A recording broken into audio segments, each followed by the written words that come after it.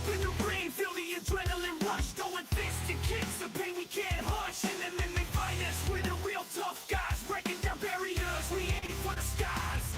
Into the octagon, like a warrior I stand, train blows, taking hits as I command. The art of combat, I'm ready to go. Submission, knockout, that's how I flow. Unleashing the fury like an untamed beast, locked in a cage where strength is released. Striking precision, grappling with my golden octagon. The stage we ignite.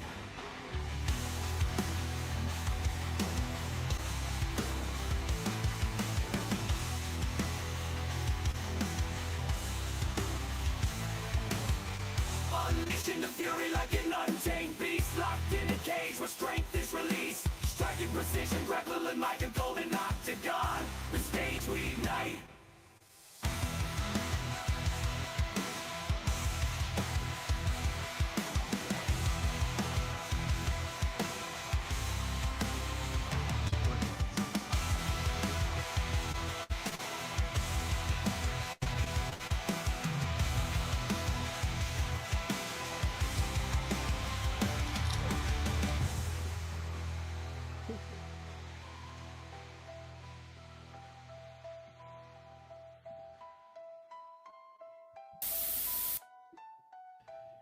And we are live. Welcome to the Golden Octagon MMA Podcast with your hosts, Matt and D Rose. And what's going on, y'all? Welcome to the Golden Octagon MMA Podcast. My name is Matt. D Rose is on that side of the screen. Hopefully, Wi-Fi works this week. If not, we know what the fix is. We already know what the fix is. Just go out to my truck and let D Rose control it from here. With that being said, we appreciate you for stopping by here, hanging out with us over here on the Golden Octagon MMA Podcast tonight. If you don't mind, be so kind, hit that thumbs up button for your boy D Rose. We have so much to talk about this week, man. Where do we even start? I guess we could say, how you been over this past week? But man, I think we're both just kind of ready to talk about this past weekend and all of the shenanigans that have been going on, man, because the news that has been coming out, the reports, the amount of fights, the referees involved in this scandal, dude, and the fighters coming out over these past 2 days saying that they've been approached and offered, money to throw fights in this, dude. This just kind of makes me feel like I could have been making money all along on betting on my favorite sport, and I've just been losing. Like, I could have been making money this whole time, but no. I've just been on the wrong side of these fixed fights so many times now, dude. Like, two in specific. I was on Isaac Bulgarian last week, and I was on Lucas Almeida a few weeks ago in Brazil with the broken hand, dude. I'm pretty sure I picked Derek Minner to beat Shailin Nordenbecky as well, dude. It keeps happening. I'm scared to bet on these fights, dude. So, I guess we can get in the chat real quick. Got a lot to talk about, boys, says Antoine. Good evening, everyone. I finally managed to be on time. What's going on, Austin? Appreciate you. Austin? We got David here. Greetings, Earthlings. So much to talk about, indeed. Antoine, ain't nobody trying to talk about the Cowboys and Cardinals right now. I have to be honest. Antoine's on nutmeg. I like the full beard, Matt. Coming in, looks like you've been up in the mountains. All right. Well, with that being said, D Rose, this past weekend, dude, so we all know the main headline from this past weekend was there is I don't want to say is it for sure yet? What is for sure? Well, there was some heavy line movement in the Isaac Bulgarian versus Yadir Del Valle fight this past weekend. That is the truth. And I think a lot of people, I'm seeing a lot of comments like, y'all are just mad that your boy got crushed, so far, them just being on the Yadir Del Valle fan side. which that's fine. Like, he didn't do anything wrong. There's a chance that he could have won anyway. Like, you picked him, so you thought he was going to win anyway, dude. So what is true is that there was a huge line movement right before the fight this past Saturday. And it wasn't the amount of money that it takes to move a line this much is millions of dollars. Like, with all the money that is put in on these fights since they've been announced, the lines, slowly get to where they're going to close at over time. And they're at one place. And then all of a sudden in the past 90 minutes, they drop 200 points. Dude, so much money has to come in for that to happen. It's absolutely nuts, because now all the bookies have to cover the other side in case that actually does happen. And it wasn't only on the Yair del Valle money line. It was on Yair del Valle round one, dude. The line went from some places plus 850 down to plus 395, dude. 400 points, dude. And then I saw reports today that the five big bets that were put in at the Hard Rock that, caused this line to move was roughly about $16 million, dude. That is so much money on Yair del Valle as the dog, and him to win in the first round, dude. It's absolutely nuts. Apparently, Dana goes to Isaac Dulgarian, asks him if he's hurt, if he owes anyone money. Is there anyone threatening his family? And he says no to Dana's face. Fight happens. The fight ends exactly where all this shit ton of money that came in last second said it was going to end at, and then Dana White says that he calls the FBI directly. So pretty much he's going to call Cash Patel. Yeah, man. You haven't been here these past few weeks, and you probably have no idea what's going on, dude. Feel free to go back and watch, man. But yeah, dude, I don't even know what to say. Like, it's just a sickening feeling. Like, fucking, to think that something that you enjoy doing so much is just, dude, it's been shady and like ruined for possibly years now, dude. And we've been we'll like kind of make a joke about it, like, they got the call from Vegas, but no, dude, this is for real, man. This is for real. So I don't even know where this goes from here, dude. How many fighters are involved? Are refs involved? How long has it been going on? D-Rose, let me get your thoughts on this fight situation, and I'm sure we'll get into some back and forth on it.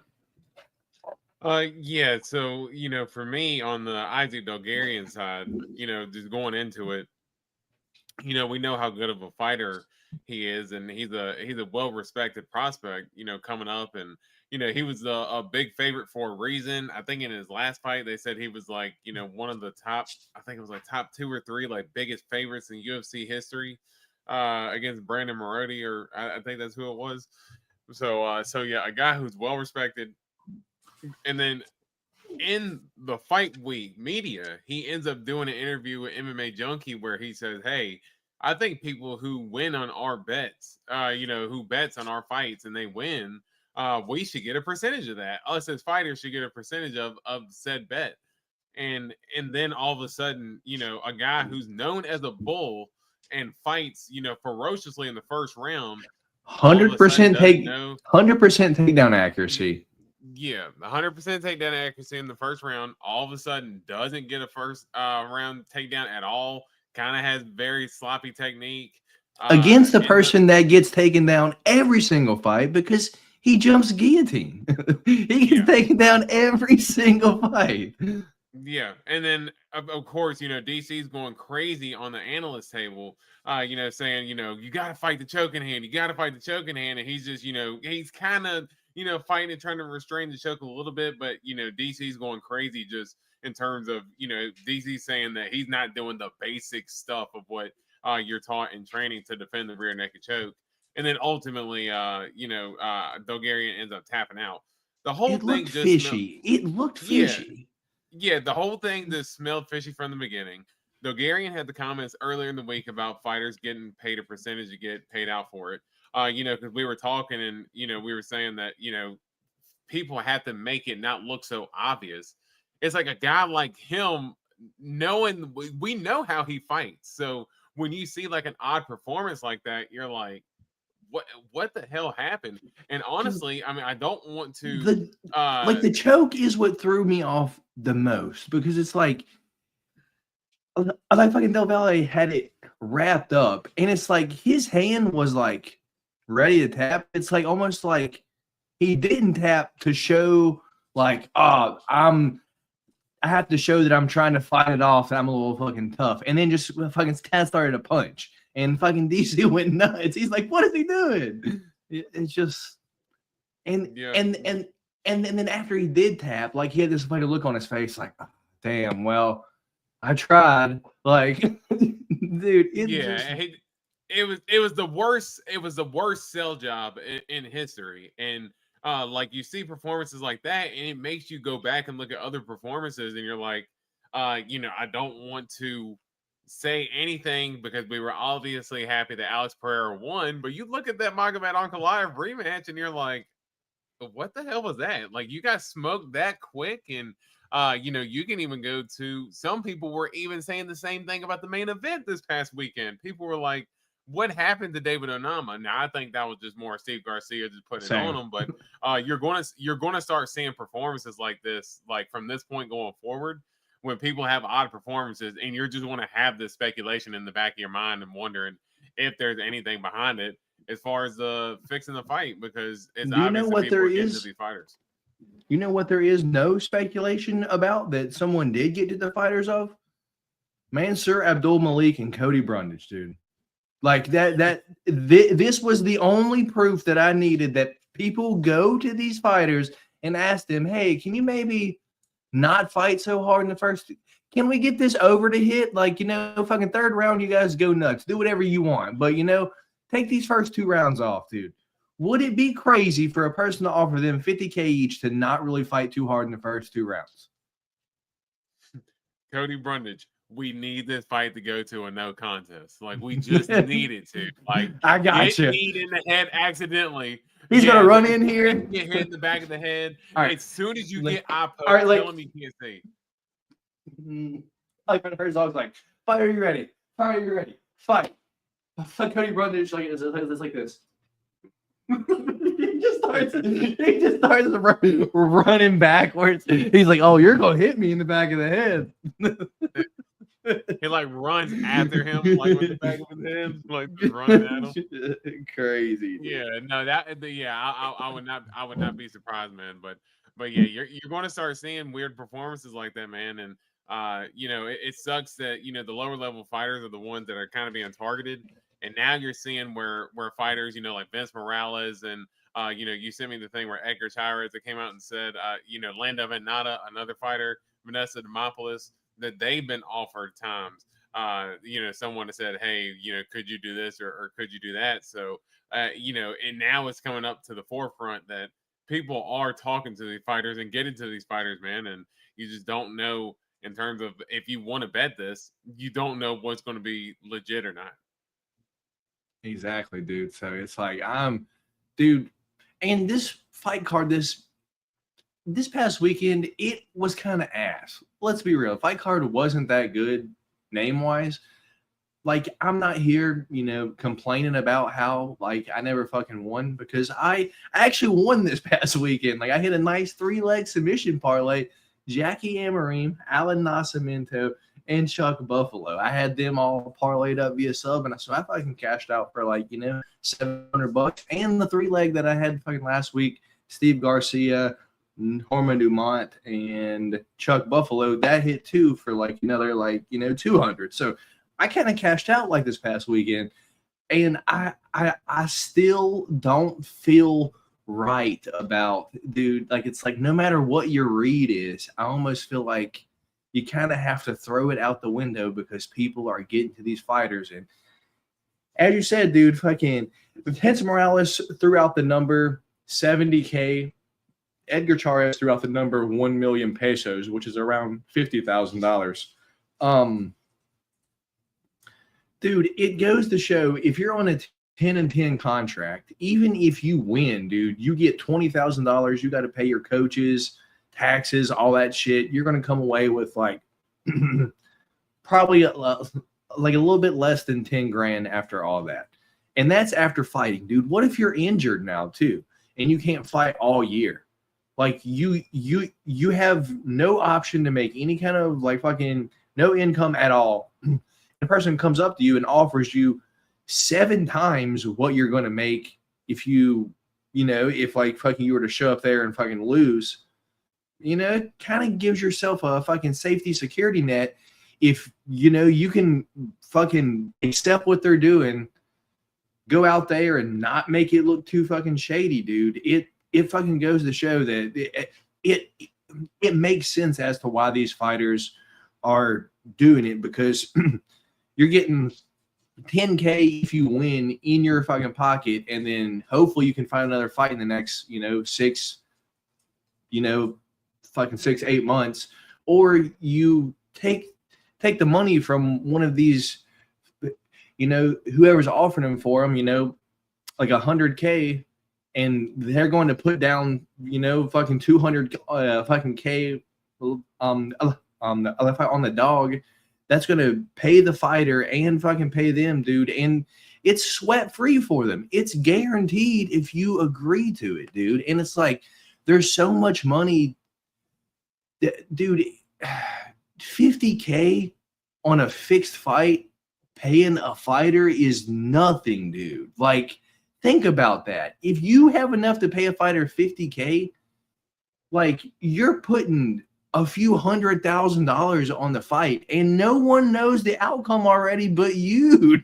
Like, it's absolutely nuts, and it crushes the integrity of what we've been doing here for the past 6 years now. We're fucking 5-6 years. Well, and the worst part too is for the Dulgarian case is that the UFC caught wind of it because the betting integrity site for the UFC is IC360, and they alerted the UFC and said, hey, there's weird action coming in on this Dulgarian fight. What is going on here? The UFC approaches Dulgarian about it, and then he says, well, yeah, no, nothing's going on here. I'm going to go out here and kill this guy. And then all of a sudden he goes out there and lays an egg like that. It just you see the performance and it looks weird. And I guess, if they were to get offered, if he's still on a 10-10 and to get offered 70, it's just like you said, it's enough for them to like make a good little something, but it's like, that is not jack squat compared to what that person is probably pocketing. And for you, and when they put 16 million on it, dude, like they had to have offered him at least 500K, dude.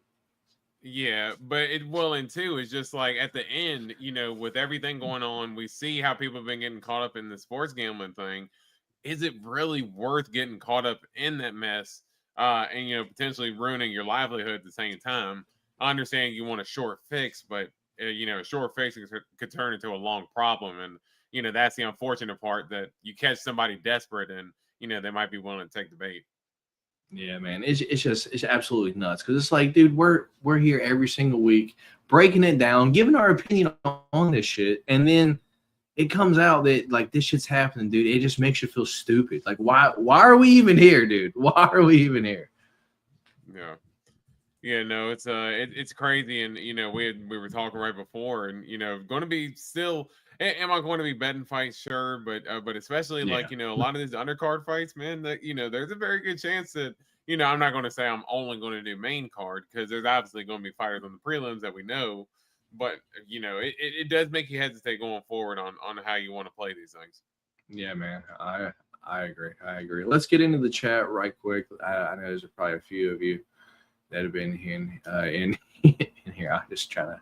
I'll just click here. Sorry if I missed some of y'all, like, it is what it is.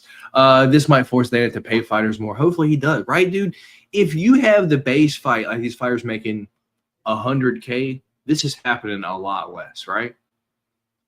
Yeah, and for sure that would be awesome if that's the case. But I think we all know that the UFC is going to profit more by paying those lower level fighters less, and the lower level fighters are going to be inclined to do it because they're in the UFC and they're basically accepting the opportunity. So as much as I'd like for that to happen, we just know how the UFC operates. Yeah. So Dixon, I'm not even sure if he even has any cards, if I'm going to be completely honest. He might have one or two, but I'm not one that's holding on to them. Dana just got them put the Condom Depot logo back on the shorts, right? That's all you got to do. Let them have a sponsor, and they'll be good, dude. Why not? Let him have Condom Depot back on the shorts. Right. Everybody wants that. RealityKings.com. I remember Kimbo Slice had Reality Kings on his. People have Trojan and shit. Like it was that was a wild time, man. It's fun time. It looked like a NASCAR. It looked like a NASCAR car. Is that why you're hiding in a motel? For sure, man, for sure. Anyway, Shams reported that Congress meeting with NBA League about sports books partnerships. Do you think there will be a time where NBA bans sports books altogether? Nah, not now. We're already too far gone, man. We're already too far gone. Everyone will go offshore. Yeah, well, and there's too much money with the major sports books and with the leagues now, with the DraftKings and FanDuel's representing the NFL and NBA and NHL and MLB, and there are too many of these leagues' pockets at this point. Yeah, do you know what's wild to me, D-Rose? Is it's like they're even on the.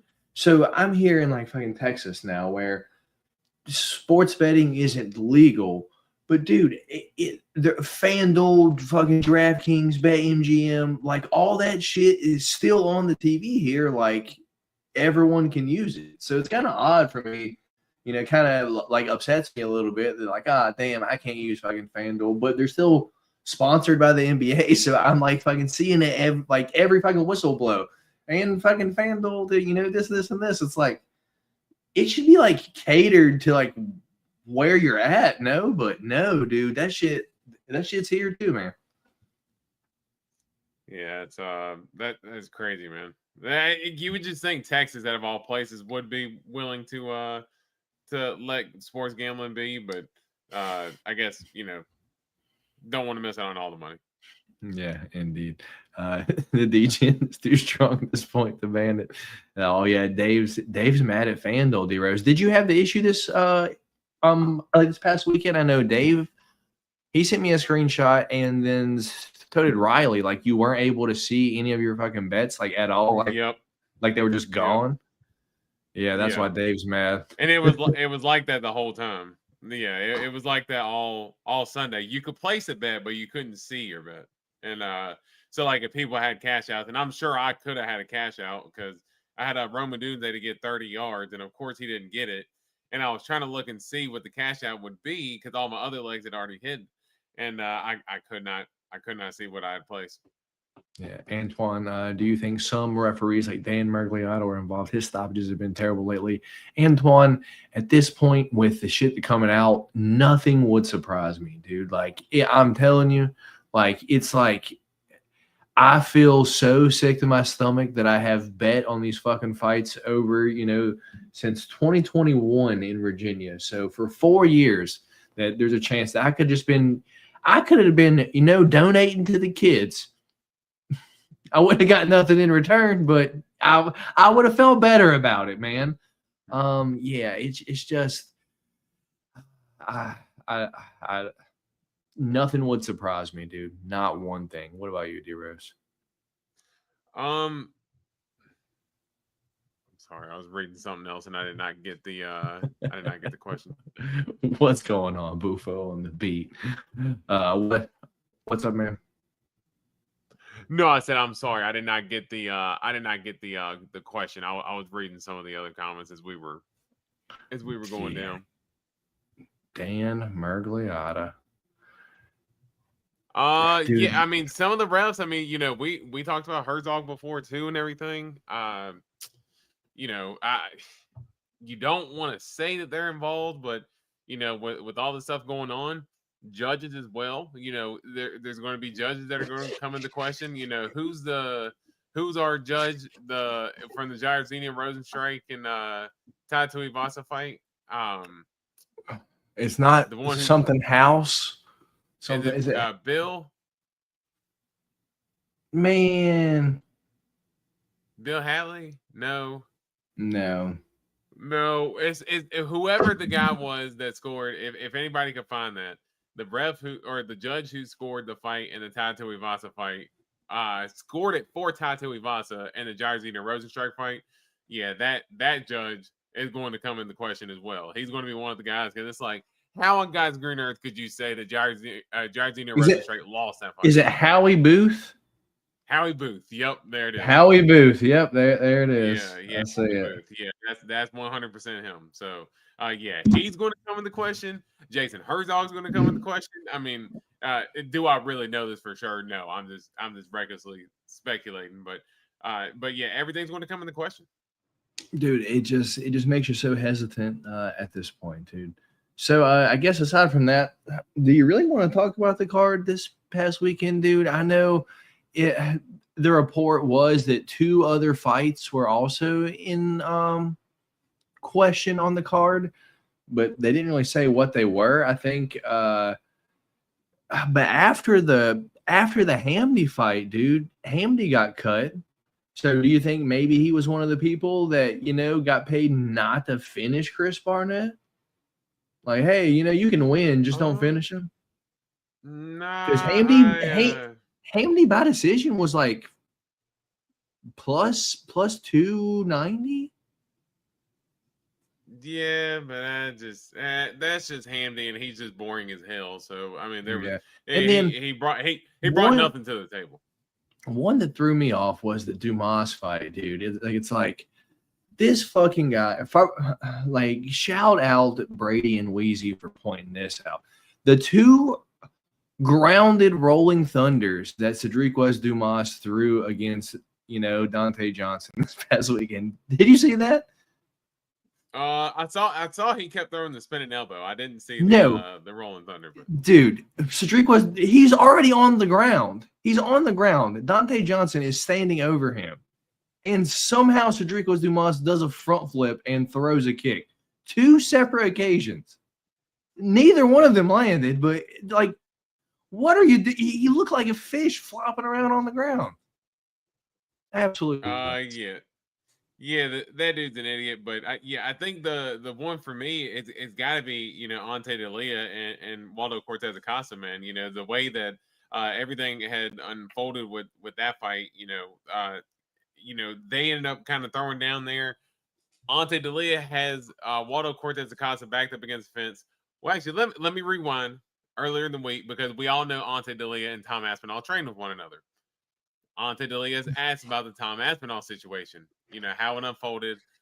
Ante Delia says, "Hey, I've never poked anybody in a fight in the eye, and I've had 30 some odd fights, and I've never poked anybody in the eye. And there should be severe punishments and all this stuff." Well, he goes out there and pokes Waldo Cortez Acosta in the eye. It did happen fast, so when it happened, we were kind of unsure of what happened in the moment. Mark Smith comes over. To me, it looks like Mark Smith stops the fight. Waldo Cortez Acosta's reaction looks like it's an eye poke. It doesn't look like he's hurt. He's doing Mark Smith for like a few seconds. But here's the thing with Mark Smith. Mark Smith is letting him get pounded on. I know. And Waldo Cortez Acosta is blocking some of the punches, but you're letting him get teed off on for about 10 to 12 punches before you decide to step in and then try to rule it an eye poke. So it looks like you're stopping the fight when it really shouldn't have been in the first place. All the cornermen and stuff are coming in. They go to the replay review. You can hear Mark Smith even before the replay plays. Mark Smith's going, "I see a punch. I see a punch. I see a punch." So Ante Delia is over there on the side celebrating. They think the fight's over. Waldo Cortez Acosta's eye is clearly poked because it's starting to not swell shut, but it's red. It's like red inside of there, Yeah. and like you can see where his eyeball got poked. Dude, all the people, all the cornermen were in the ring. They had the stool in the ring. They had Waldo Cortez Acosta sitting on the stool. Then there was no time going. There was no time. How much time passed? I have no idea. Yeah, they said that the time was running, and this was the other frustrating part for me as well. Dude, Michael Bisping has got to get from the commentary booth, dude. Like, there is no way I can watch him again, because him not knowing what was going on and then just like basically just shouting and yelling at everybody because it can't be restarted and blah blah blah and all this. It's like, dude, you are confusing me more than anybody in this damn situation. Like, I'm trying to digest what's going on. Brendan Fitzgerald is trying to explain what's going on, and Michael Bisping is just like shitting all over himself because he doesn't know what's going on because he's afraid his boy's going to lose.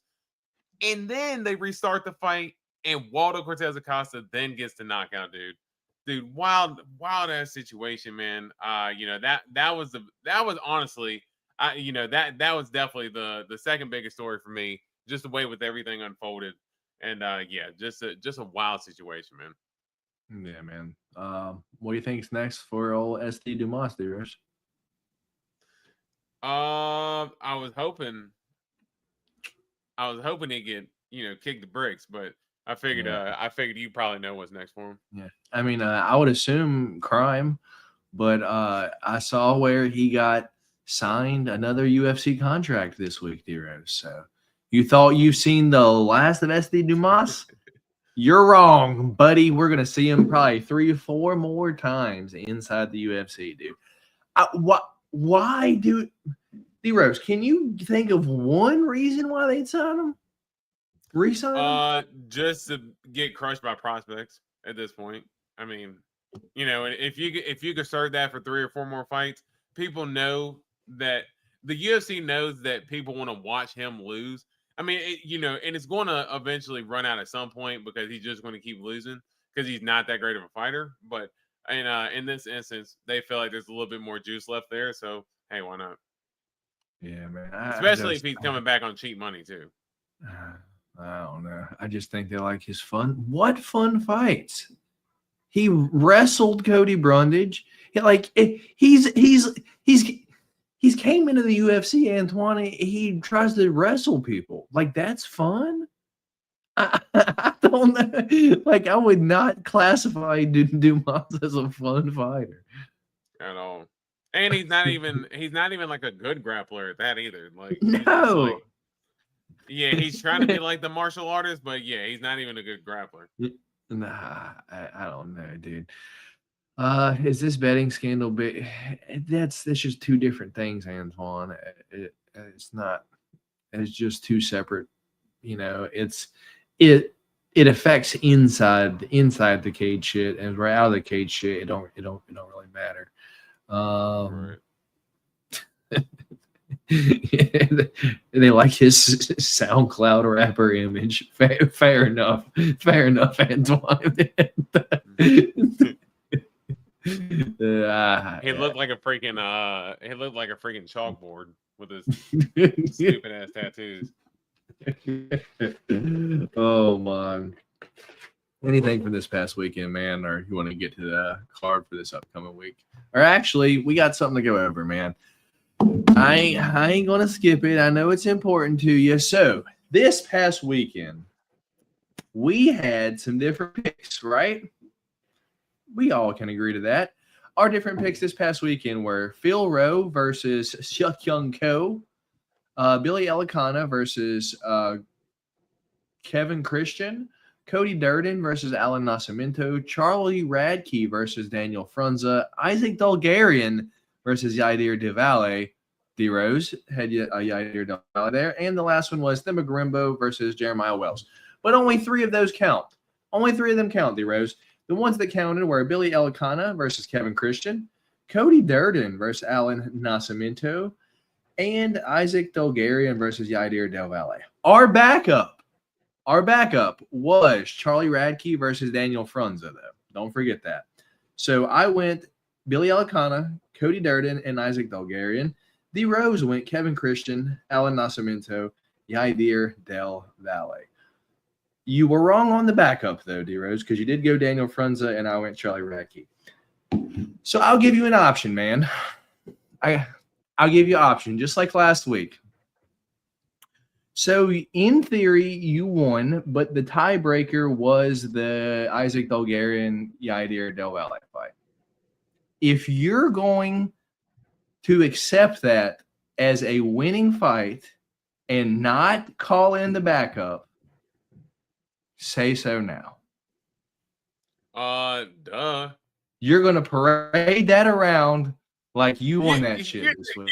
Give me an option as if I was going to, oh, no, I'm going to take the integrity route. And yeah, I'm going to go ahead and offer up beans. Hell Well, no, I'm not. In that case, I'll go ahead and eat my beans, D-Rose. But just like the fights, let me go ahead and get this blue one right out of here. See this blue one right here? I'll go ahead and pop that bitch in there. And oh, look, there's my second blue one right there. Fixed beans just like the fixed fights. Fuck off. Wow. They're both toothpaste. They're both toothpaste too. I didn't get any blueberry flavor. Hey, you had the chance. You had the chance, D-Rose. Wow. Fixed fights equals fixed beans, brother man. Wow. You had the chance. Hell, at this point, we might as well just throw the whole operation out at this point. If we're just gonna do that, I mean, we'll just fix it every week. I mean, what's the point? What do you mean crazy. fix it every week? There was a fixed fight. Yeah, I mean, we don't know that. It's under investigation. Yeah, we do. Nothing's came out yet on that. So you're telling me when a sports book refunds bettors? FanDuel didn't. When any Caesars sports did. book, yeah, exactly. That means something was up. The most greedy people in the world are not going to refund you if everything's fine. They gave them a credit. They didn't give them their money back. Yes, they did. They gave them a credit so they can use it on the sports book again. They're not going to give them their bet back. Or if it was in a parlay, they voided that leg and paid it out. Most were giving a credit back. It's like Caesars and Bet 365 in them. Like, yeah, they were giving the bet credit, but that's crazy. So D-Rose gets bean gated every single week. I fucking bean gate one time and it's the end of the world. That's proof. There it is. Crazy. That's the first time I've ever bean gated. D-Rose does it every week. D-Rose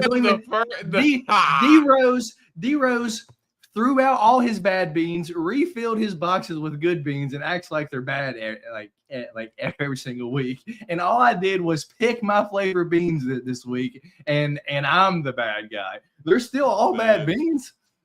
That's crazy. You knew which ones to pick. Oh yeah, two blue ones. It's either going to be toothpaste or blue raspberry. I can eat the toothpaste one. I'm okay with that. That. So what? You just expected me to just eat them just for the sake of eating them? If you would have accepted the fixed fight being, as a let's toss that one out because there were shenanigans that went on, and you would have taken the beans. It would have sucked for you, but the integrity would have still been there between us. But after that, nah, dog. That's crazy. Oh my goodness. Is this D-Rose's third consecutive? No shot. 2 in a row. And he won last week. The dog of the week hit again too. Yeah. Dude, we on with that dog of the week. Yeah. I mean, shouldn't the Bulgarian fight? My point, Dave. D-Rose got no self-respect. You're trying to make me feel bad for eating still beans out of the box. We know Dave's going to jump on me and take your side. He always does. No, got no integrity. Look, he's always going to take your side. I was actually not expecting that. Look at that. Don't get my weekly bean bob fix. Nope, you get nothing. D-Rose projecting his guiltiness of being gay. You got to credit. Dave did. Yeah, I think Caesars, William Hill, Bet365. There was one other one that also fucking refunded it. Yeah. DraftKings and FanDuel did now. No, fucking DraftKings and FanDuel did. Bunch of hoes. I think Hard Rock. That was the other one too. Who is William Hill? I think that's the main owner of the Caesars, Dave. Caesars / William Hill.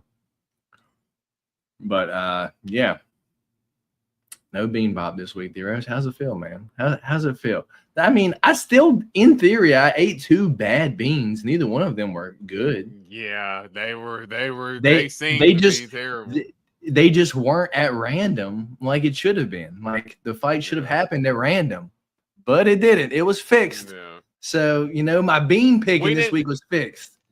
I usually shake it up and just get whatever one out. I don't ever pick the bean. As were D-Rose, I remember, I think 2 weeks ago, you refused to eat the same bean twice. You're like, I'm not eating that one twice, and you put it back. Bean fix it. Bean fix it. I got a bad bean anyway, but I didn't pick the flavor of bean. I didn't want to go back to back with the same flavor, but I'd still picked it at I went back to back with the same flavor. I went 2 pukes last week back to back. And pukes. And then you cleaned up with a toothpaste this week. That's crazy. Yeah, no. But to be fair, I don't have, that was all my blue ones left. I don't have any more blue ones. I got 1, 2, 3, 4, 5, 6, 7, 8, 9 beans left. I'm gonna have to order a new box soon. I am too, actually, because I'm down to like 9, I think. Same. Not too many. Yeah. About 9. Oh, you got a blue one in there, huh? I do. I'm gonna save that one for next week for me. It's all right, man. None of yours are bad anyway, so we good. All right. We know the green ones are always bad for me. The green ones, I've never had a pear in my life. I don't even know what a pear tastes like. The beans are now fully tainted. It's time to sniff it low and see if you get fit. Damn, Dave. I'd rather not die on stream, man. I'll pass on that. All right, man. Let's move on to our UFC Vegas 111 Bonfim versus Brown. Our preview and our picks.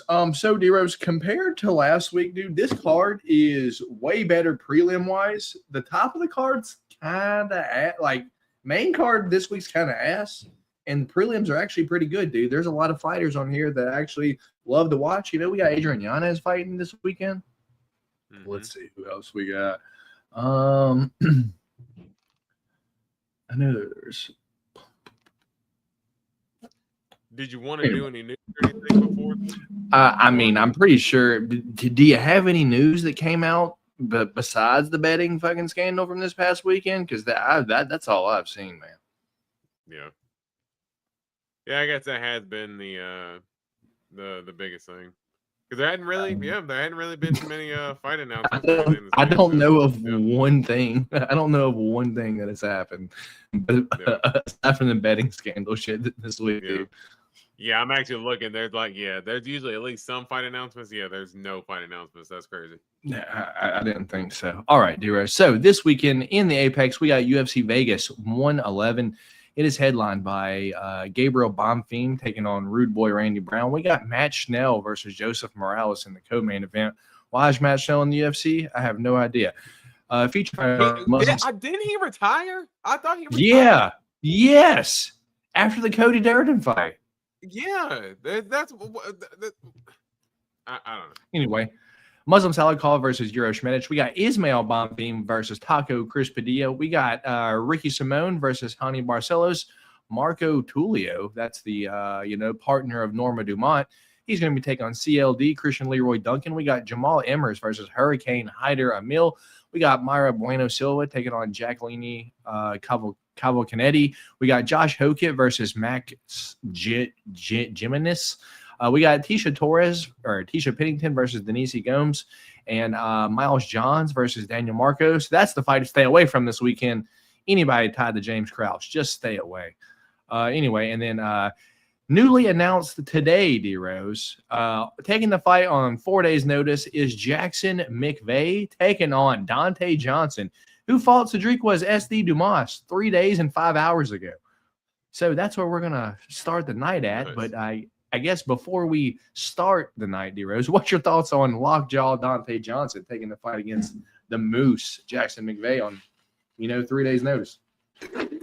He's doing his little Hamza Chimaev, Suzukayev type of run here, going back-to-back weeks. And if I'm being honest, that's a pretty good matchup going into this week too. So yeah, dude. A guy who I think Dante Johnson could potentially beat. Dante Johnson could become a big name pretty quick if he can, kind of seize the opportunity. But yeah, it's crazy, dude, because he's not a small dude. And he ended up going, 2 rounds with SD too. So I'm curious if he comes in shape. Yeah, I can't believe that he fought it. He was crushing all these dudes at heavyweight. Jackson McVeigh is kind of a big guy though, 6'4", but I mean, I think if Jackson McVeigh walks in face first into fucking punches though, that's the issue. I was actually picking Robert Valentine to beat Jackson McVeigh this weekend just because I feel like Jackson McVeigh is going to run into something. But before we get started too much on the fights, D-Rose, this off the top of my head, 1, 2, 3, 4, 5, 6, 7, 8, 9. Is this going to be the easiest 9-leg parlay week ever? Look, we saw what just went down this past weekend. Are we going to be sure to? Where did the Adrian Yanez fight go? Is it gone? That's exactly what I was about to ask because I'm looking and I do not see that. I did not see that fight on there.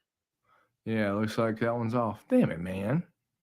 That's upsetting. I was excited to see Adrian Yanez versus Christian Quinones this weekend. Let me go back for a second. Let me see. Open this in a new tab. It'll tell us what happened there. Yeah, man. But just off the top, Dante Johnson, Daniel Marcos, Denise Gomes, Jacqueline Calcanetti, Hyder Emil, Marco Tulio, Ricky Simone. I don't know about Ismail Bonfim, Chris Padilla. I would lean Chris Padilla, Uros Medic, Joseph Morales, Gabriel Bonfim. Dude, I just feel like this is an easy card if you just want to parlay all the winners. But I mean, just like every single week, I'll be wrong on at least one, and it'll ruin everything. All right, so we'll see here. It Adrian does say Yanez, Christian Quinones. It does say Christian Quinones pulled out. So I see it. I was able to find I that. see it. Well, I don't see if they say anything about him getting a replacement opponent, but I doubt it. That's probably why they booked fucking Dante Johnson so soon.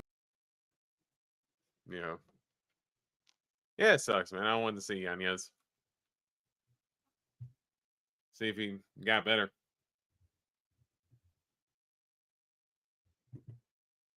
Oh, looked like we ended up losing Matt. I ended up having my Tapology pulled up on one page and ended up losing him the next. So, sucks for Adrian Yanez. Yeah, because I was excited to see if he can kind of come back.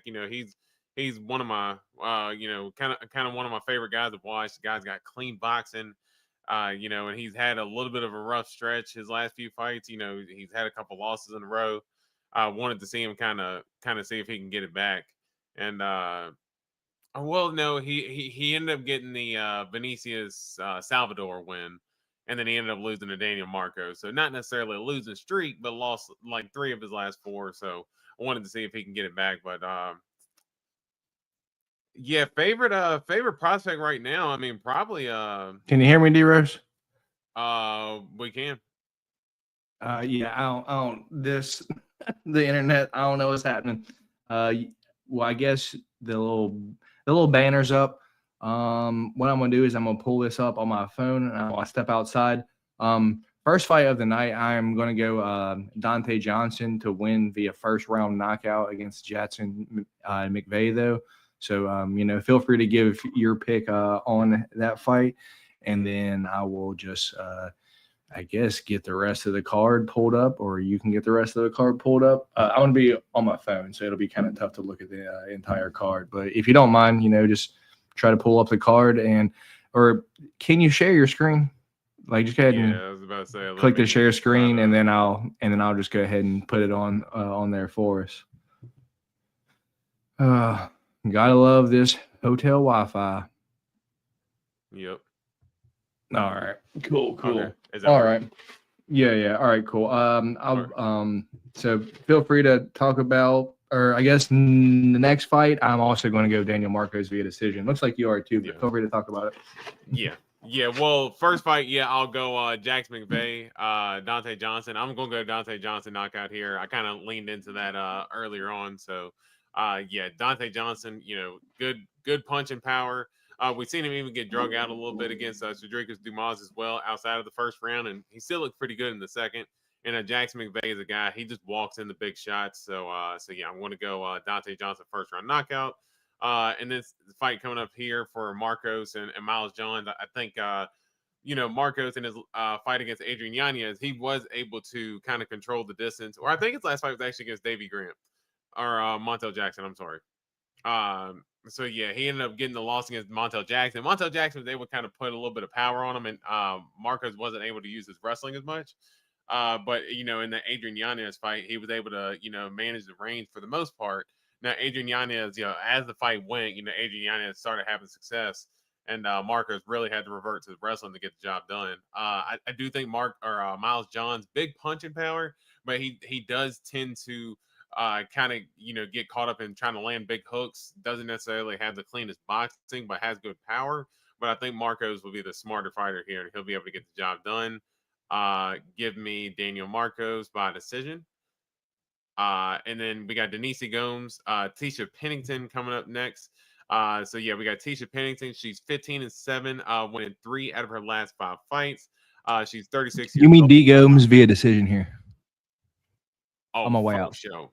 And then so Tisha Pennington, 5'1" with a 60.5-inch reach. We got Denise Gomes coming in 11-3 record. She's won 4 out of her last 5. She's 25 years old, 5'2" with a 63-inch reach. I'm with Matt here. Go ahead and give me Denise Gomes. I think Denise Gomes, she's got a little bit of that bully type style, and even at 115, Tisha Pennington is small. Now, she is able to hold her own against some fighters, but when, she does just have when she's at a physical disadvantage, and someone she will be with like Denise Gomes, because Denise Gomes is pretty bricked up. She's not going to be much taller than Tisha Pennington, but she's going to be much more built. Because Denise Gomes, she's pretty strong, kind of has an Andrade type wrestling style to her. So, I think Denise Gomes will be able to use her wrestling to get the job done here. Give me Denise Gomes here by decision. And we'll go ahead and move up on the card here. Josh Hokett and Max Gimenez here. I know everybody is just absolutely ecstatic for this fight, coming in here. So Josh Hokett is 6-0, winning his last 5. He is 27 years old. Standing at 6'1" with a 73.5-inch reach. You got Max Gimenez. He is 6'1". Gimenez? Last 5. Fuck's a Gimenez? The Gemini, whoever it is. I don't know what it is. It looks like Gemini to me or something. Whatever the hell it is. But what the fuck is that? 32 years old. 6 foot. Does not have his reach here. I'm going to be honest. I did not do much research on this fight at all. Oh no, I think fucking he's the guy that came off the Contender Series, right? That was acting like fucking Macho Man Randy Savage. That was like, I was in the NFL and I left them. They're a bunch of gays. That's definitely him. And he was not that guy. Like, what's that video where the guy, he's standing in the CVS line. He's like, "You're not that guy, pal." That's 100% Josh Hokett. But I do think Josh Hokett, good athlete, got pretty good wrestling. I think he should be able to get the job done here. Give me Hokett by decision. Yeah, I am with you, man. I'm on the same. Are we gonna have a different pick this whole fight card? Because I'm gonna be honest, like this seems like the easiest one to just pick. It does. I think we might have some here or there, but All right. we'll take a look and see. But All right. yeah, Up next. Let's go up next. We got Calvin Canetti versus Myra Bueno Silva. Yeah, dude, Myra Bueno just kind of looked like shit her past few fights. I think she's a little bit older now too. I think she's kind of cooked, dude. I don't think she got a lot left. As where Jacqueline Calvin Canetti, dude, she's good. She's kind of showed in her last few fights that she's got that kind of got some power on her feet too, right? Like she have a first round fucking knockout, or am I thinking about fucking Jocelyn Edwards? No, fucking Jocelyn Edwards has been fucking putting the power on, but yeah.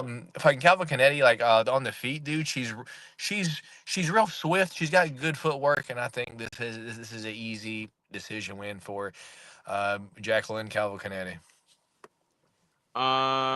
Yeah, so Myra Bueno Silva, the thing I will give her credit for is that in that last fight against Jasmine, when Jasmine was trying to keep it on the feet, like, Myra Bueno Silva, I will give her credit. She's got some mean elbows. Like, she does come in looking to hurt girls.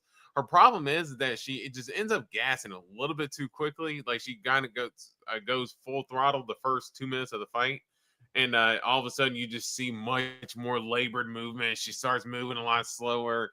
Her kicks aren't coming as hard and everything. So it gets a little bit tougher for her as the fight goes. Where I think Cavalcanti, I kind of think that's where she tends to shine. She's a little bit of a slower starter, but tends to kind of pick up as the fight goes on. She's got pretty good striking, and I think she can use her wrestling as well. Give me Cavalcanti here, and we'll also go by decision. All right, fair enough. Same one again. Up next, we got Hurricane Hyder Mill taking on Jamal Pretty Boy Emmers. Yeah, this is a fighter that does a lot versus a fighter that does nothing. I know, Jamal Emmers going to have a little bit of a height advantage here, but I don't think it's going to make a difference, dude. I just think Hyder Mill just comes in there, throws down with fucking Jamal Emmers, and fucking knocks him out in the first round, dude. Well, what's your thoughts here? Yeah, this is an interesting fight, especially considering how Hyder Mill came off of his last fight with Jose Delgado. And Jose Delgado, we've talked about him before. He's one of my favorite prospects coming up. But yeah, just to see him kind of get cracked the way he did. And we know Jamal Emmers he's got power, man. Now the only thing, Jamal Emmers can also get hurt. We saw Nate Landwehr put him out pretty early in that fight. So that was that was a shocking result as well. But then we saw him kind of put the work on Gabriel Miranda as well. Dude, Gabriel Miranda's got no gas tank. You can't act like he's anywhere close to anything like No, but I was going to say too, as well as Dennis Bazooka. Dennis Bazooka's a guy who's tough. Oh to yeah, he did fucking smoke him in the first 10 seconds of the fight. Yeah. He just fucking smoked him first punch. Yeah, they're going to talk about how big Jamal Emmers' hands are. That's what they're going to talk about. Yeah, well, and I'll just say it, man. I think Jamal Emmers can get the job done. I do like Jamal Emmers here. So this is one I do think obviously we'll go against each other on. Give me Jamal Emmers knockout, man. I think I like the knockout prop. I think Hyder Mill, he leaves his chin up a little bit. He is super tough and super durable, but again, that Jose Delgado fight, he got blasted early in that fight and got put out. Jamal Emmers got power, man, and if Hyder Mill doesn't protect himself, he can get put out. So give me Jamal Emmers my second round knockout. All right, that's gonna be the first one me and D Rose are split on. Let's see here. Let's go a male, and then it put male. Emmers, Jesus, the autocorrect is nuts. Emmers. All right. Anyway, back to that. So that's the first one me and D Rose are split on. Will it be the only one? We'll find out. Up next, we got CLD, Christian Leroy Duncan, taking on Marco Tullio. I'm not going against the guy that's, smashing Norma Dumont. a few times a week, dude. That dude has to have the most confidence in the world to drive that dump truck around. So I'm going Marco Tulio to win this fight via decision. But it has a lot to do with CLD just being a fucking dumbass, dude, throwing spinning back asses and stuff, dude. I can't ever actually pick him against someone that is like legit competition. So Marco Tulio via decision for me.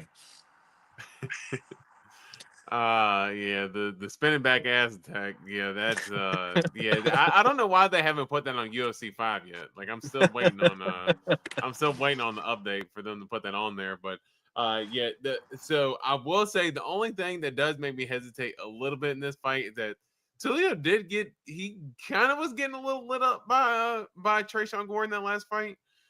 So Christian Leroy Duncan doesn't have like the most power or anything, but he is good with using his distance, and he ended up getting Eric Anders with that spinning back elbow. I thought Eric Anders was going to be able to go in there and give him a little bit of a tougher matchup, and he got blasted pretty early.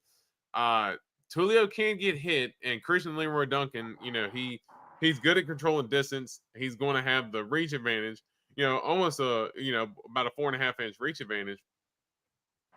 It might be tough for Tulio to get in the range, but I think if Tulio gets in range, he can get the job done. You'll probably see a little bit more wrestling out of Tulio as well. I agree. CLD is hard to finish, so I think Tulio gets it done by decision. Fair enough. Back to the same one. Up next, I know who you're going to pick in this. Yeah, I got fucking Ricky Simone via decision here. Honey Barcelo's just old, man. I would say fucking Ricky. This is kind of like the same fighter, just Ricky Simone's younger, dude, and I think a little bit stronger, more powerful, more KO power, and a little bit better control too, dude. So I just think this is an easy decision win for Ricky Simone, dude. Yeah, I think I think it's a well matched fight. I am in agreement with you that they have a very similar style. I would just say I think Ricky Simone does have better power, and I'd say he's probably the cleaner boxer of the two. Although Honey Barcelos does have pretty clean boxing himself, but I do think that Ricky Simone is the better wrestler of the two for sure.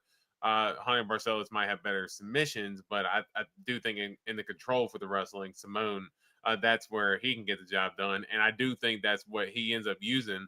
Barcelos will be able to get back up to his feet plenty. He's got pretty good takedown defense himself, but Simone's a pretty strong guy for 135, and he's been able to put out some tough guys as well. He has that Basharat KO. He's been on a little bit of a roll. Give me Ricky Simone here. We'll take him by decision. Fair enough. Same one again. Up next, we got Ismail Bonfim versus Chris Padilla. Yeah, this is one that I think I don't really care too much what happens here, but I think it's just because Bonfim is too small for 155. I can't pick him, dude, and fucking Chris Padilla I know he won me some money off the Yantop fight because I picked against the guy with the machine gun on his face in that fight, and I said, "Give me the guy named Taco as the dog I had," and he actually won me the pick champ that week. So I've just been picking Chris Padilla, and he just keeps winning, dude. Through that nasty elbow, swole up Wrong's eye, dude. I don't know how Chris Padilla gets it done here, D-Rose. But give me Chris Padilla to win this fight. Let's go third round submission, D-Rose. What about you, man? Yeah, I'll tell you how he gets it done. I think Chris Padilla just outdogs him. Bonfim, for Ismail Bonfim, for me, I think, he can fight when the fight is clean for him. But as soon as there's like a little bit of pushback on him, going back to the BSD fight, as soon as that fight started and BSD hit him with the body kicks, it was immediate. If Bonfim tried to do do it again, and then BSD did it again, and Bonfim had nothing to offer the rest of the fight, dude. It was terrible. And in that Nazim Sadikov fight, I know he ended up getting lumped up in that fight, with that kick, and he ended up getting the broken orbital or whatnot. But yeah, he's faced a little bit of resistance and has not fared well in the UFC when he has. So, and his two wins are Vince Pichel, which is a uneventful decision, and How do you KO not with Terrence finish McKinney. Vince Pichel? You know, like Jesus Christ. Yeah. Well, that, and you finished Terrence McKinney in the second round. And in Brazil, you know, if you're not going to finish, you know, Terrence McKinney outside of the first round, what are you really doing? Yeah. I think Taco's got the better wins in the UFC. Rong Zhu, Hamas Yontop, and John Herbert. Give me Chris Padilla here. I'm going to go third round TKO. All right, so at least we both think Chris Padilla finishes Ismail Bonfim. I got sub, you got knockout. Up next, we got the Doctor, Uros Medic, taking on the King of Kung Fu, Muslim Salikov. Dude, how old is Muslim Salikov? When was that picture taken? In the 80s, dude? Dude, look at that jacket. I mean, he's still rolling. Dude, look at the hairline. Screw the jacket. Look at the hairline. I know, dude. That's crazy. He's got that. He ain't got that. You know, he's got the widow's peak now. He ain't got that there. That's crazy. I know. And on a 3-fight win streak, is it 3 knockouts as well? No, split decision over but yeah, Song Kanan with that spinning heel with that wheel kick, and then smoked Carlos Leal, dude. Smoked him. Oh, dude, that fight, I was all in on Carlos Leal that week, dude. That's like probably one of the weeks that you are just that you are just. That you're just confused, like how did that happen? Like you are in disbelief because you're like, there's no way Carlos Leal just got knocked out by Muslim Salikov. Like after what, and because how the fight played out, I don't think it was a fix.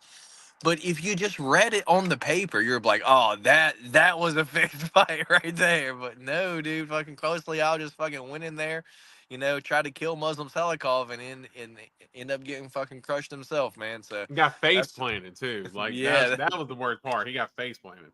Yeah, that's kind of what happens. I think Muslim Salikov's streak ends here this week, D-Rose, mostly because Uros Medic is a bigger guy. He's a legit welterweight. Did he like used to try to fight at 155, right?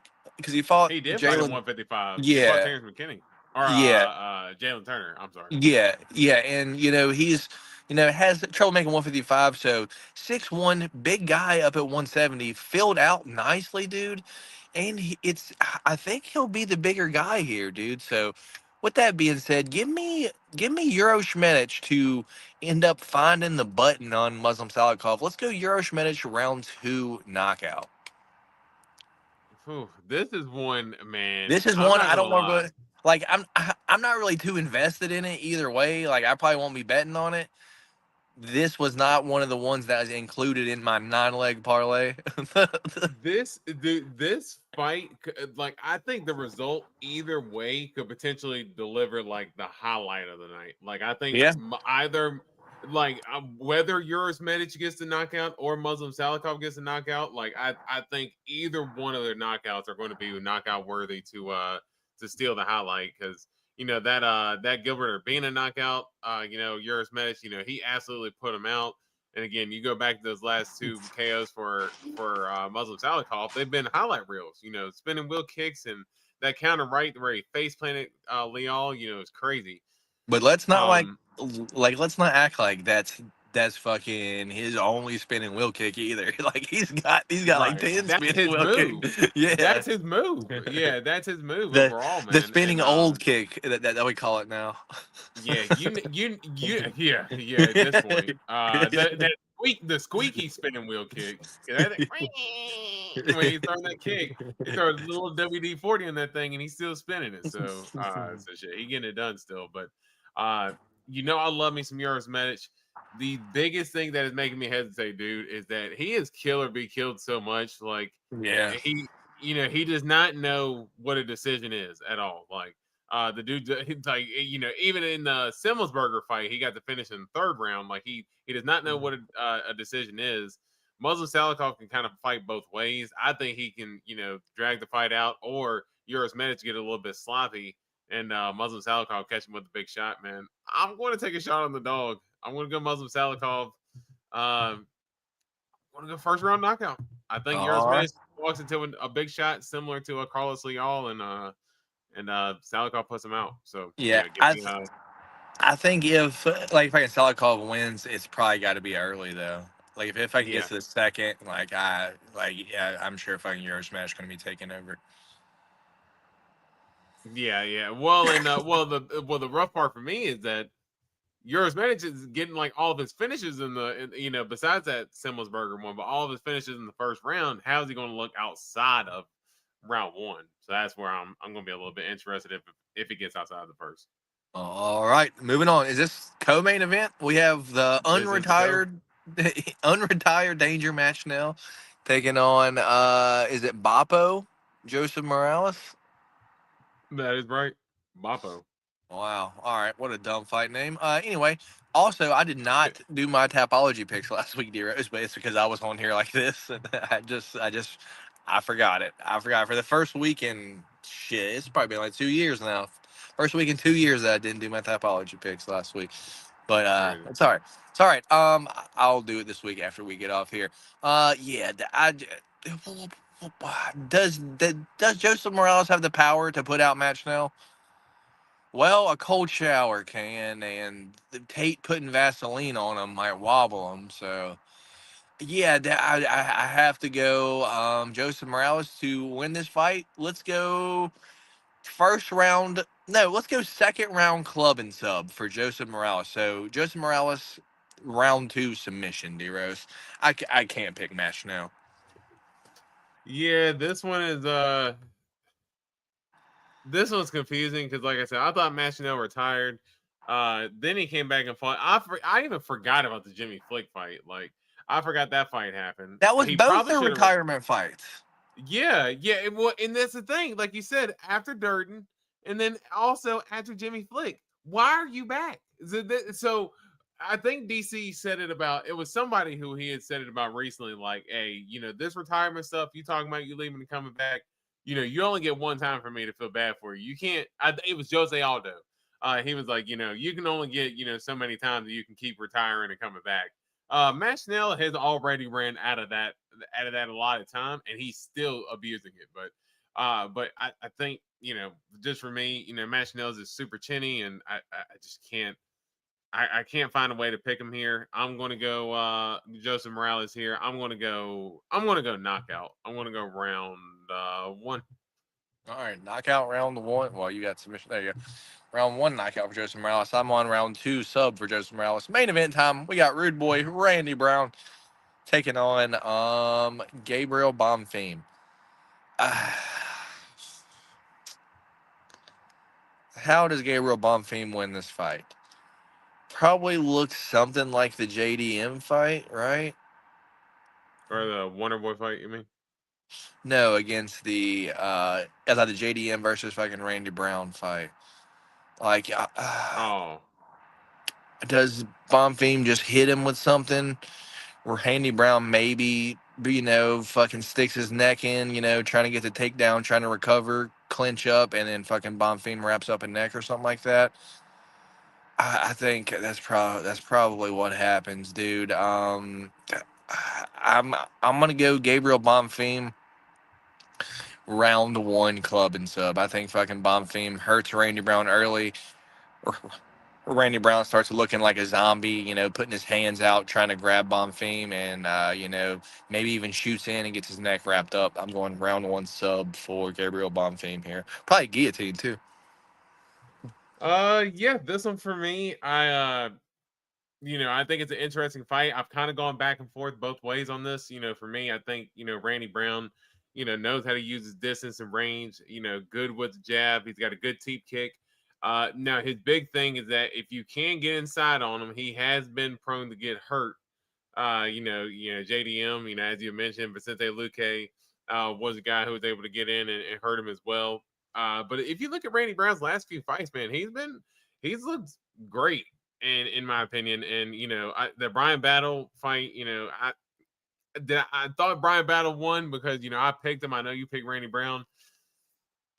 If they had said Randy Brown won that fight, I could not have been mad. I could not have been mad. And so for me, Bonfim, I know he's got the background of a boxer, but to me, he doesn't fight like a boxer, in my opinion. Like, I know he's got a little bit of the amateur boxing, but I know he's looking to get the fight down to the ground and use his jiu-jitsu, which is where he is best at. But to me, man, an overweight Brian Battle could not get the fight down to the ground against Randy Brown. He pretty much just controlled him against the fence. Wellington Turman, who moved down from 185 to 170, could not take Randy Brown down. If Gabriel Bonfim doesn't get the takedown, man, I don't see how he wins. Dude, he wins all of his fights by hurting the guy, and then they shoot on him. Yeah, that's how he gets all of his subs. Well, yes, I mean, Stephen Thompson, I mean, he won that one by a split decision. I mean, let's not forget how lackluster of a performance that was. And Stephen Thompson was stuffing a lot of his takedowns and was able to give him issues. Bonfim is known to gas against Nicholas Dalby. And this is a 5-round fight, man. I got Randy Brown here. I got Randy Brown here. I think, the veteran, I think he has a chance to get it done here. I'm going to go late. Round 4. Yeah, let's go round 4 KO here. I think Bonfim struggles to get the takedown. I think Randy Brown just starts peppering him with shots. Bonfim kind of crumbles, and I think Randy Brown gets a late finish. So yeah, give me Randy Brown to get the job done. Fair enough. So there you have it. We have 3 different picks. We got let's see here. I didn't write down the second 2. My bad, D-Rose. It is Brown versus Bonfim for the last one. What's our second different one? Let me go back. Here, just fucking scroll down for a second and I'll tell you. Salikov Medic. Yeah. So that is our 3 different picks this weekend, dear. How you feeling? Shaky, but yeah. All right. So I think if I can get that first one knocked down, I'd feel good about one of the last 2. But yeah, if Jamal Emmers loses, then I'm on thin ice. All right. So our 3 different picks this weekend are Hyder Emil versus Jamal Emmers, Urosh Medic versus Muslim Salikov, and Gabriel Bonfim taking on Randy Brown. Where I am on. I was just reading that stupid ad on there. It said don't miss out. It was whatever eyeliner bullshit it was. Oh, all right. And so I got Hyder Mill, Euroshmesh, and Gabriel Bonfim, and D Rose has Jamal Emmers, Muslim Salikov, and Randy Brown. The only thing left, D Rose, is D Rose's dog of the week, and it hit last week because you went Jeremiah Wells. It was a close, shaky fight. It basically relied on Themagarimbo just absolutely gassing there in the fucking 3rd round. I got to be honest. That fight sucked. And I was like, can this fight just be over? I just want this fight to be over. About halfway through the 2nd round, I'm not going to lie, I actually took my attention off that fight and started watching the football games that were on. So, yeah, I was not paying attention one bit. But yeah, no, dog of the week hit again last week. 3 out of the last 4 weeks we hit, and I was close on that Rebetsky fight as well. So we were close to getting that one. 3 out of the last 4, we rolling. Easy dog for me this week, man. I think he gets a finish. Taco Chris Padilla. He's gonna be the bigger, more mean guy in that the Ismail Bonfim fight. Chris Padilla is a pretty decent dog right now. I do not have the odds pulled up as we're sitting here. I think this is the first one that we've picked. You've picked your dog of the week was a fight that I agreed with you on. This is the first one. Yeah, there's a good chance. So, well, and like I said, we've been rolling. Yeah, Chris Padilla is still plus 164. Yeah, I gotta take that bet. Honestly, I'm getting ready to bet it right now. Like, that's how confident I am that Chris Padilla gets the job done. So, yeah, give me Chris Padilla here. Fair enough. So that's the Rose's dog of the week. All right, D Rose. So that's gonna be it for the show, right? You want to stop sharing now, and we'll fucking go ahead and close this bad boy out. Well, I'm all small here, but appreciate y'all for stopping by here, hanging out with us over here on the Golden Octagon. Yes, sir. Thanks for hanging out with us on the Golden Octagon tonight. Apologize, D Rose, fun fact, only one more podcast here in this shitty extended stay with this terrible Wi-Fi, dude. I have an apartment. I move in on the 17th, man. So Nice. yeah, so I Let's will have go. better Wi-Fi after next week. So only one more week of this terrible Wi-Fi, and then we good. But yeah, I'm gonna get off here. I'm gonna watch the Spurs Lakers game. That's what Antoine's saying. That's a big one for me. Yeah, I'm a Spurs fan now. So with that being said, I'm gonna get off here. You got anything before we get out of here, Deros? No, good podcast. Dog of the week gonna come through again. Place that crispy deal Three bet in a right week? now. 3 in a row. Dog of the week gonna come through. Let's go. What? So no, 3 out of the last 4. No, that we've hit. this will be 3 in a row because you've won the last 2 now. Wait, hold on, no. No, This will, no, because the Rabeski fight was last week. So yeah. That's what I said. That was 3 out of the last 4. Let's hit 4 out of the. Yeah, 4 out because of you the keep last 5 winning going into next 2. week. Like you'll win 2 and then lose 1. You'll win 2 and then lose. I know, man. We gotta start stacking these wins and start getting into 3. So, but 1 week at a time, as your favorite cliche quarterback would say, 1 week at a time. All right. With that being said, we appreciate you guys for stopping by here, hanging out with us here tonight. Hit that thumbs up button if y'all haven't already. And remember, at the end of the day, it's a fist fight. Anything can happen unless they're fixed, and then hopefully you're on the fixed side. With that being said, y'all stay safe. I'm Matt D Rose on that side of your screen, and we'll catch you guys next week. Peace.